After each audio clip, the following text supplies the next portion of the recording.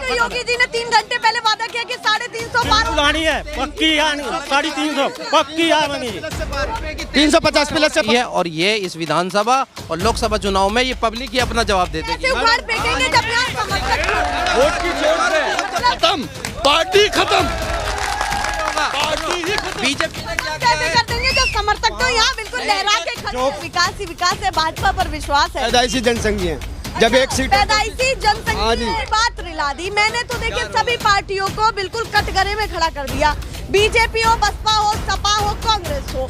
UP में कभी ऐसा हुआ है कि जातिवाद से हट करके हम बात किए, चाहे कोई भी समुदाय हो, चाहे कोई नहीं चलेगा। नहीं, ये मैं पूछना चाहती हूँ। ये मैं अच्छा एक मिनट शोर मचाने से कुछ नहीं होगा, शोर मचाने से कुछ नहीं होगा।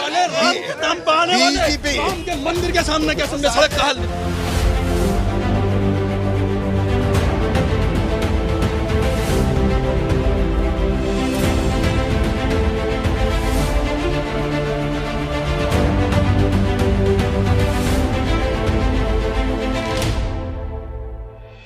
नमस्कार, बहुत स्वागत है आप सभी का। मैं आपके साथ मीरा राजपूत। आप यूपी इलेक्शन 2022 की कवरेज देख रहे हैं और खास ये कवरेज है क्योंकि ग्राउंड से जुड़ी हुई ये कवरेज है। आज 4.5 साल सरकार के पूरे हो चुके हैं।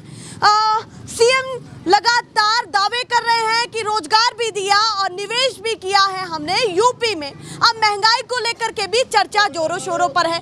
साथ में बहुत सारे समीकरण 2022 में देखने के लिए मिल रहे हैं क्योंकि ऐसी आशाएं लगाई जा रही हैं कि 2017 में लहर थी वो 2022 में कहीं गुम सी हो रही है। अब वो बातों में कहीं ना कहीं गुम हो रही है या प्रैक्टिकली भी कुछ दिख रहा है, ये तमाम लोगों से जानने की कोशिश करेंगे। पर फिलहाल मैं जगह बता देती हूँ। जगह कौन सी लगती है? ये जगह है ये डासना। विधानसभा आपकी धौलाना लग जाती है, विधानसभा धौलाना है और जगह है ये डासना।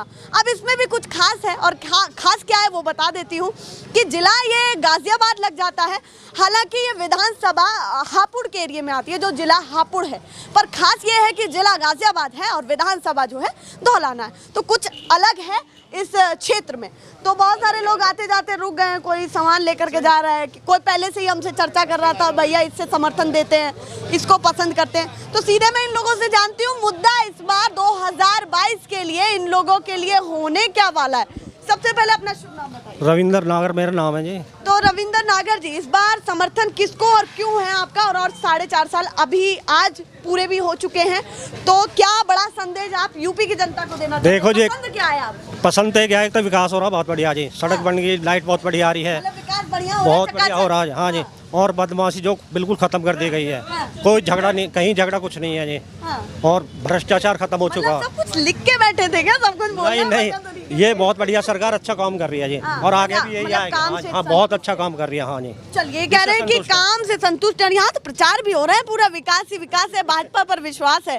गाजियाबाद लोकसभा क्षेत्र से भाजपा प्रत्याशी जनरल वीके सिंह जी को भारी मतों से विजयी बनाए, तो इस बार उन्हीं को विजयी बनाने वाले हैं या कोई और पसंद आने वाले हैं? देखो जी, 3 कैंडिडेट बीजेपी को विजयी बनाएंगे या किसी और को? बीजेपी को 3 कैंडिडेटों में से देखो कौन सा कैंडिडेट आता है। अच्छा, 3 है, ऑप्शन 3 है। इस बार देखना है कि किसको जो है टिकट मिलने वाला है। रमेश चंद तोमर, धर्मेश तोमर, वाईपी सिंह। अच्छा, तो इनमें से कहीं ना कहीं जंग होने वाली है इस बार, बताइए।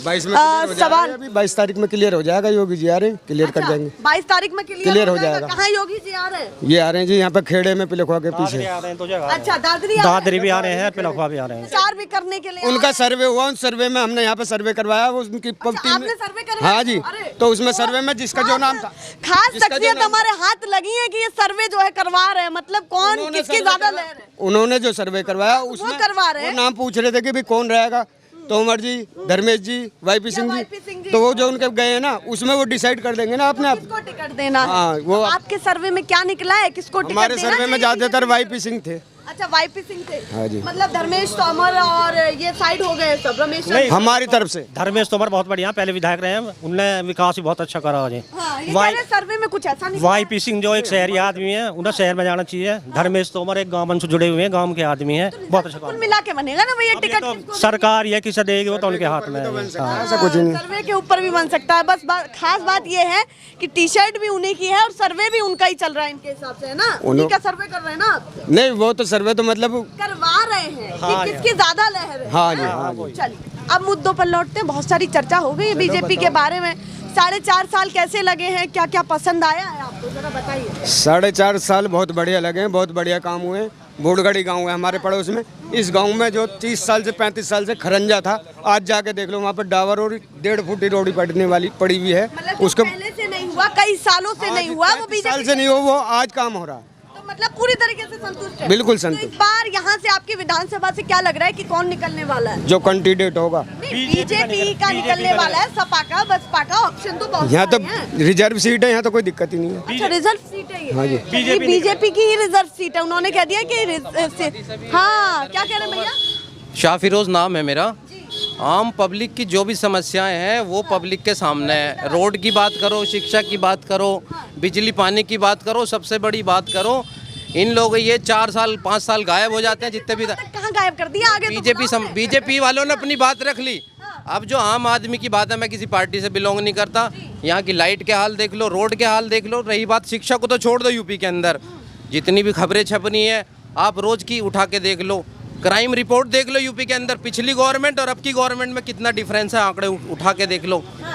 और यहाँ की ये कह रहे हैं ना भाई साहब, बीजेपी की सरकार सीट रही है, यहाँ से धोलाना से भी पहले समाजवादी के विधायक रह चुके हैं। और इस बार ये किसान बहुल एरिया है और किसान बैठा हुआ है पिछले कितने साल से गाजीपुर बॉर्डर पे अपनी मांगों को रख रहा है। तो ये किसान ही इस सरकार को सबक सिखा देंगे कि किसकी सरकार बनेगी यहाँ पे। अच्छा, हाँ, किसान बहुल एरिया पूरा समर्थक देंगे, पूरा धौलाना विधानसभा की आप बात करें, पूरा किसान बहुल एरिया है। आप बिल्कुल आम सुविधाएं को तो छोड़ दीजिए, बिजली पानी शिक्षा स्वास्थ्य, ये लोग 64 में 64 गाँव यहाँ 64 गाँव ठाकुरों के हैं। तोमर साहब खड़े हुए हैं, 64 किसानों का है और ये किसान सड़क पे बैठे और बीजेपी वाले मौज मार रहे हैं। क्या समझे? मैं आपको बताना चाहता हूँ कि बीजेपी तो खत्म, पार्टी खत्म, पार्टी ही खत्म। बीजेपी ने क्या कैसे कर देंगे जब समर्थक तो यहाँ बिल्कुल लहरा के खड़े हैं। समर्थक तो यहाँ वो खड़े हैं जो पैसे लेके अपना घर चला रहे हैं। यहाँ कोई ऐसा समर्थक नहीं है जो बगैर पैसे लिए हुए बीजेपी को वोट कर देगा या सपोर्ट कर देगा। ये समर्थक जो खड़े हैं ये बिकाऊ समर्थक है, इनके घर चलने बीजेपी के पैसे दिए हुए खर्चों से लगा रहे हैं। बहुत ऐसा है जो बॉर्डर पे बैठे हैं वो किसान नहीं है, उन्हें तो पैसा मिल रहा, फंडिंग हो रही है, कोई किसान नहीं है। आपको फंडिंग वहाँ फंडिंग हो रही है, यहाँ कोई किसान नहीं है। इसी क्षेत्र का एक भी किसान नहीं गया हो, कोई भी, वो सब फंडिंग वाले हैं पे पैसा नहीं है। अगर वो लोग किसान नहीं है तो फिर वो गवर्नमेंट उन पे इतना केस वगैरह क्यों कर रही है? क्यों केस कुछ अभी जमीन के ऊपर केस हुआ उन लोगों के? नहीं, उनकी जमीन जा रही है। अडानी अंबानी को जमीन बेच रहा है मोदी बेच रहा है। मोदी कह रहे हैं कि एक बात बताइए, अगर सरकार ने बेच दी, अच्छा रुकिए, एक मिनट, मेरी भी तो सुनेंगे भैया, मैं तो रिपोर्टर हूँ यहाँ, मेरी तो दोनों को सुननी पड़ेगी। मैं बोल रही हूँ कि देखिए, कानून की आप बात कर रहे हैं कि जमीन बेच दी, तो सरकार ये कहती है कि लिखित तौर पे हमें ये दिखाइए कि हमने 3 कानूनों में कहाँ कहा है कि जमीन बिक जाएगी। नहीं, जमीन बिकेगी नहीं, जमीन वो रेंट पे लेंगे और लेने के बाद फिर उसको खुद नहीं, उसको जो है रुक जाइए, आपने एक मिनट, 3 कानून है। अगर गवर्नमेंट 3 कानून वापस ले ले, उनको क्या एमएसपी पे एक कानून बना के दे दें, उनको सिक्योरिटी दे दें कि एमएसपी आपको मिलेगी, तो वे उठ जाएंगे। सरकार ने तो बैठक में कह दिया कि ये तो बिल्कुल रद्द करना चाहते हैं। नहीं तो लिख के देना, राइटिंग देखो, बोलने से कुछ नहीं होता, राइटिंग पे लिख के दो, ठीक है ना। और राइटिंग पे वो लिख के देने को एग्री नहीं है, क्योंकि वो राइटिंग पे लिख के देने के लिए एग्री नहीं है, क्योंकि उनकी नियत में खोट है, ठीक है ना। और ड्राई डेवलपमेंट की बात, आप इस रोड को देख लें, ये कह रहे हैं कि रोड बनाए, रोड देख लें, ये रोड हमेशा टूटा रहता है और क्या नाम है, गड्ढा रहता है। यहाँ का विधायक है, विधायक और सांसद, बीजेपी मंदिर के सामने क्या समझे, सड़क का हाल देखिए। क्या कह रहे हैं? बीजेपी जो राम के नाम पाई है, वो राम के मानने वाले अपने मंदिर के आगे देखो सड़क नहीं बनवा सके। पास हो गई बारिश की वजह से रुक। अब आम आदमी अच्छा, एक चीज जानती हूँ मैं, एक चीज मैं जानती हूँ। अच्छा रुकिए, आप दोनों ही गवाही दे रहे हैं, तो मैं दोनों से ही जवाब पूछती हूँ। यूपी में कभी ऐसा हुआ है कि जातिवाद से हट करके हम बात किए, चाहे कोई भी समुदाय हो, चाहे कोई नहीं चलेगा। नहीं, ये मैं पूछना चाहती हूँ, ये मैं अच्छा एक मिनट, शोर मचाने से कुछ नहीं होगा, शोर मचाने से कुछ नहीं होगा। कौन ऐसी पार्टी है जो जातिवाद को लेकर के नहीं चलती, चाहे कोई भी हो, बीजेपी, बसपा, एसपी, कांग्रेस, सभी के सभी एक जैसे हैं, तो आप किसको सुधरा हुआ मानते हैं, बताइए। मैम 70 सालों में जो हुआ उसको नहीं देख रही आज जनता। आज शिक्षित जनता है, बेरोजगार जनता है, जनता आज इंसाफ मांग रही है कि हमारा हक दीजिए।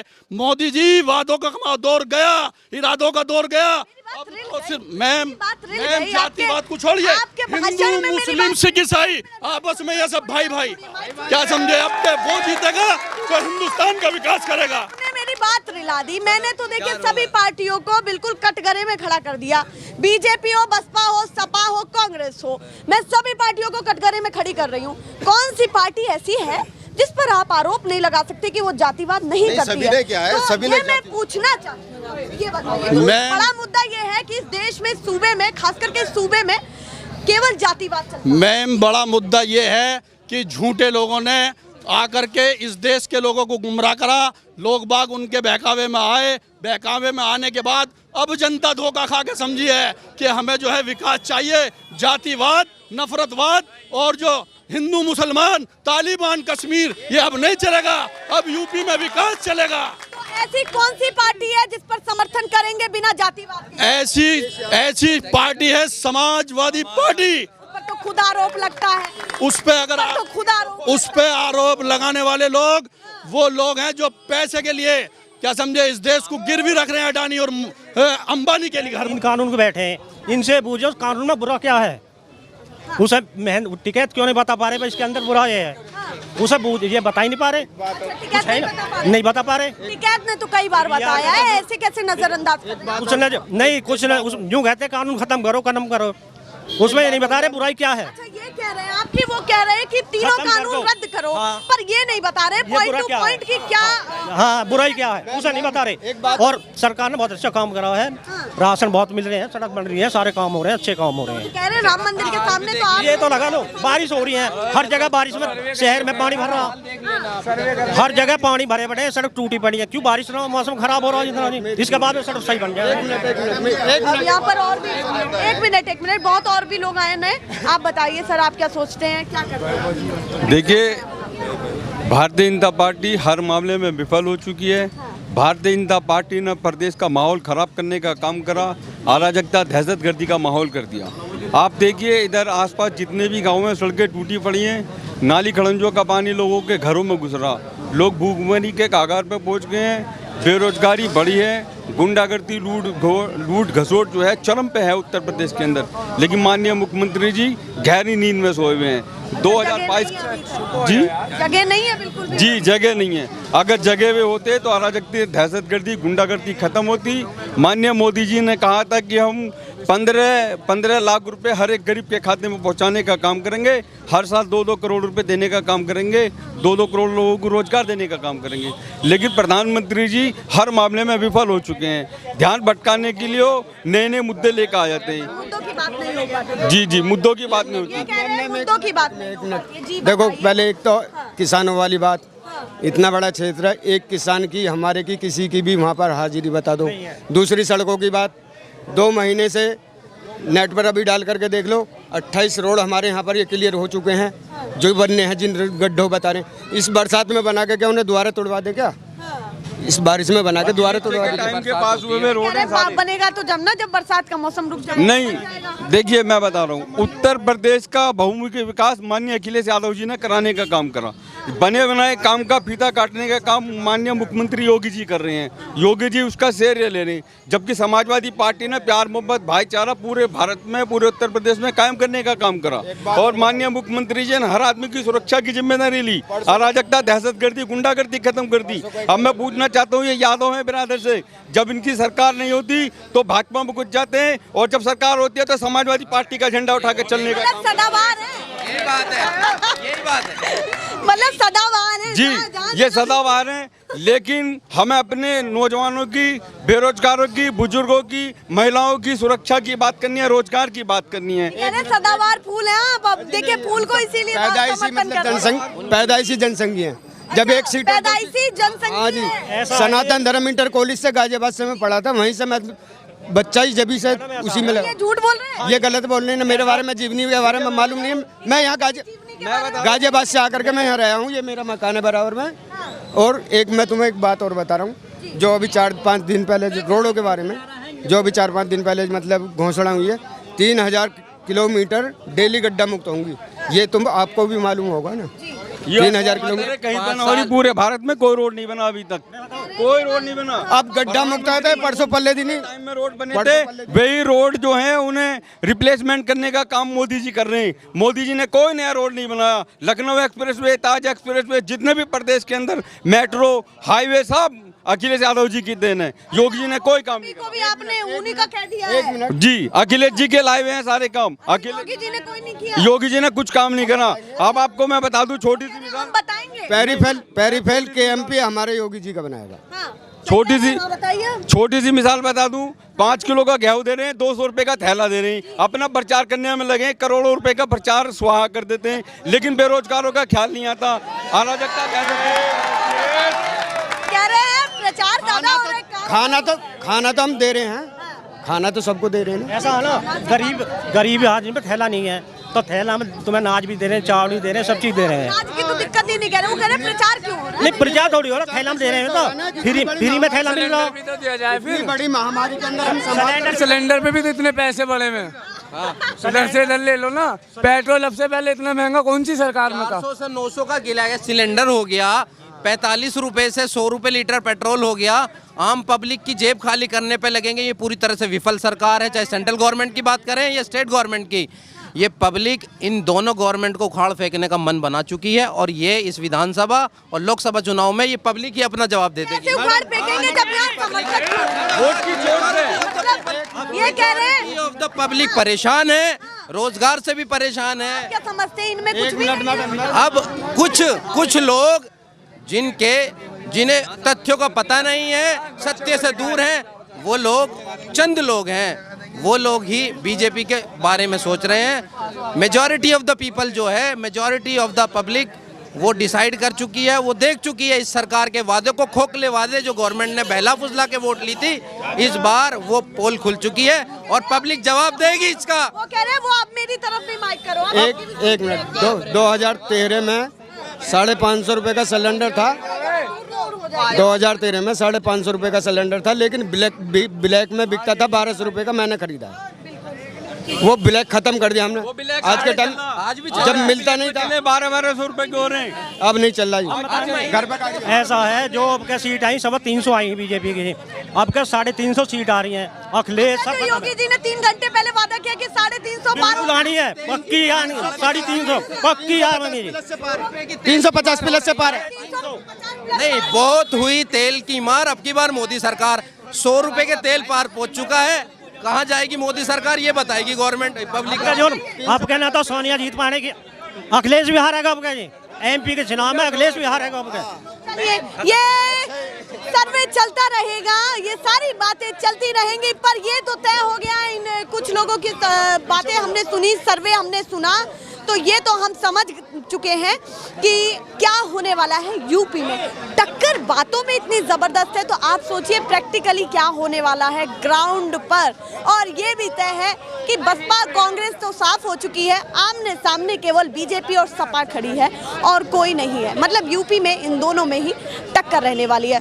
फिलहाल क्या हुआ है जारचा में, वो भी आपको हमने दिखाया है, बताया है कि क्या माहौल इधर के क्षेत्र में बना हुआ है। फिलहाल के लिए नमस्कार।